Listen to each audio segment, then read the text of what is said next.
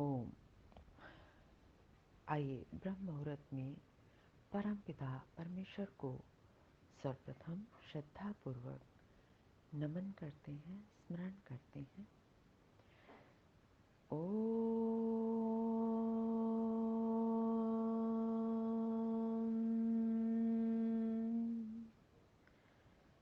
यो भूतं च भव्यं च सर्वं यश्चाधितिष्ठति स्वर्यस्य च केवलं तस्मै ज्येष्ठाय ब्रह्मणे नमः।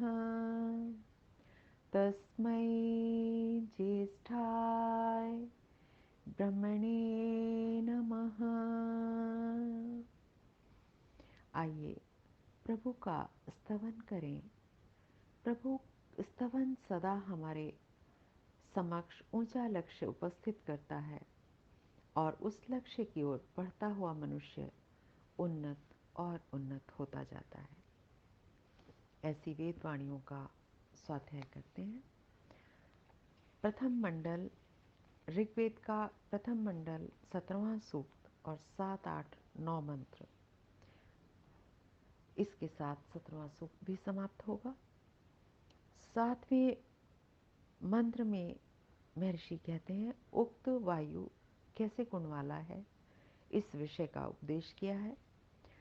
ओम अयं ते स्तोमो अग्र्यो हृदि स्पृगस्तु शन्तमः अथा सोमं सुतं पिब अथा सोमं सुतं पिब। ओम।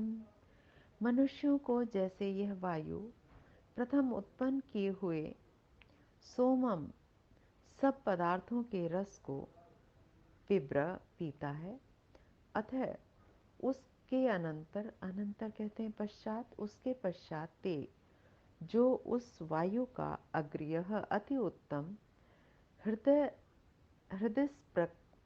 अंतःकरण में सुख का स्पर्श कराने वाला स्तोमः उसके गुणों से प्रकाशित होकर क्रियाओं का समूह विदित अस्तु हो वैसे काम करने चाहिए। भावार्थ, मनुष्यों के लिए उत्तम गुण तथा शुद्ध किया हुआ यह पवन अत्यंत सुखकारी होता है। इसीलिए महर्षि ने प्राणायाम का प्रावधान हर संध्या, हर उपासना के पूर्व किया है। अगले मंत्र में कहा विश्वमित सवनम सुतम इंद्रो मदाय गच्छति वृत्राः सोम पीतये। ओम विश्वमित सवनम सुतम इंद्रो मदाय गच्छति वृत्राः सोम पीतये। वृत्राः सोम पीतये। ओम। पदार्थ, यह वृत्राः अर्थात मेघों को हनन करने वाला वायु से मेघों को छिन्न भिन्न करता है। और फिर क्या होता है? इंद्र वायु सोम पीतये उत्तम उत्तम पदार्थों को पिलाने वाला तथा मदाय आनंद के लिए इत निश्चय करके सवनम जिससे सब सुखों को सिद्ध करते हैं। वायु हमें आनंददायक भी होता है। जब मधुर सुंदर वायु बह रही होती है तो अत्यंत आनंद के, किसी जल के पास बैठ जाएं तो वो वायु जल से होकर आती है तो वो अत्यंत आनंद देने वाली होती है। आगे कहा उस सुतम उत्पन्न हुए विश्व जगत को गच्छति प्राप्त होते हैं। भावार्थ, वायु आकाश में अपने गमन आगमन से सब संसार को प्राप्त होकर मेघ की वृष्टि करने या सबसे वेग वाला होकर सब प्राणियों को सुखयुक्त करता है। वायु आकाश में आती जाती रहती है, गमन करती है, इसीलिए इसको नाम वायु है। ईश्वर का भी एक नाम वायु है। जो गुण ईश्वर में है उस नाम से वही गुण उस पदार्थ को वही नाम दे दिया गया है। तो कहा कि मेघों की वृष्टि भी वायु के द्वारा ही होती है। वायु ही उसको अपने वेग से मेघों को इधर उधर ले जाने वाला है, और उसी वेग से चलने के पश्चात वो प्राणियों को सुख युक्त करता है, सुख देता है। इसके बिना अर्थात इसके सिवाय कोई प्राणी किसी व्यवहार को सिद्ध करने को समर्थ नहीं हो सकता। वायु के बिना हमारा कोई भी कार्य नहीं हो पाता। अगले मंत्र में इंद्र शब्द से ईश्वर के गुणों का उपदेश किया है। मंत्र पाठ करेंगे। ओम सेमं नः काममा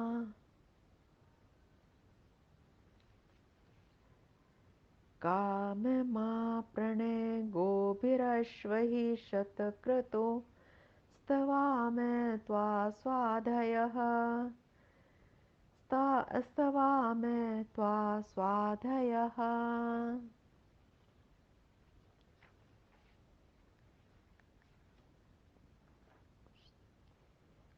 पदार्थ। हे शतक्रतो असंख्यात कामों को सिद्ध करने वाले अनंत विज्ञान युक्त जगदीश्वर,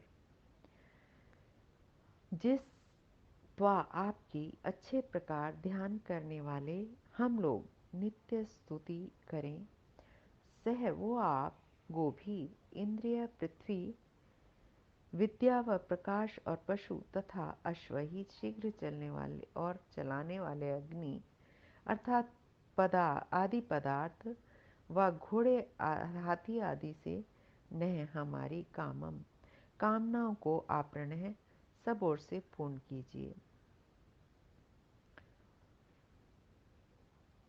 भावार्थ। ईश्वर में यह सामर्थ्य सदैव रहता है। कौन सा सामर्थ्य? कि पुरुषार्थी धर्मात्मा मनुष्यों का उनके कर्मों के अनुसार सब कामनाओं से पूर्ण करना तथा जो संसार में परम उत्तम उत्तम पदार्थों का उत्पादन तथा धारण करके सब प्राणियों को सुख युक्त करता है। सब उत्तम श्रेष्ठ पदार्थों को, जितने भी सृष्टि में पदार्थ उत्पन्न हो रहे हैं, सभी श्रेष्ठ हैं। ये आवश्यक नहीं कि वो सारे पदार्थ हमारे लिए श्रेष्ठ हों। कुछ पदार्थ किसी के लिए श्रेष्ठ हैं, कुछ किसी के लिए, और सारी सृष्टि हम जीवात्माओं के लिए है, मनुष्यों के लिए है। तो निष्कर्ष ये निकलता है कि सभी पदार्थ हमारे लिए श्रेष्ठ हैं। तो और सभी पदार्थ हम प्राणियों को सुखयुक्त करते हैं। इससे सब मनुष्यों को उसी परमेश्वर की नित्य नित्य उपासना करनी चाहिए, ऐसा मंत्र कहता है। ऋतुओं के संपादक जो सूर्य वायु आदि पदार्थ हैं, ऋतुएं सूर्य और वायु से ही ऋतुओं का परिवर्तन होता है। तो कहा ऋतुओं के संपादक जो सूर्य और वायु आदि पदार्थ हैं, उनके यथा योग्य प्रतिपादन से ये मंत्र समाप्त हुआ। ओम इति शम। आज के मंत्रों का यही संदेश, यही उपदेश। नमस्ते जी, धन्यवाद।